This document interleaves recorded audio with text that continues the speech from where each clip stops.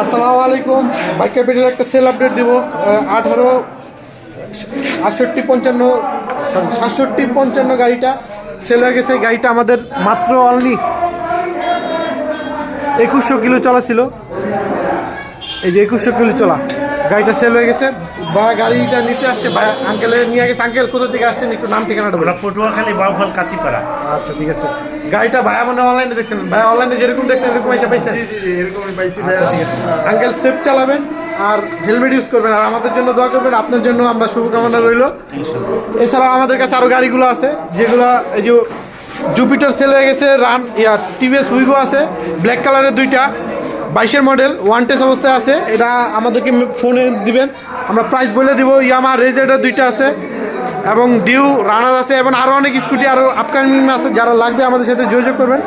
সকলকে ধন্যবাদ।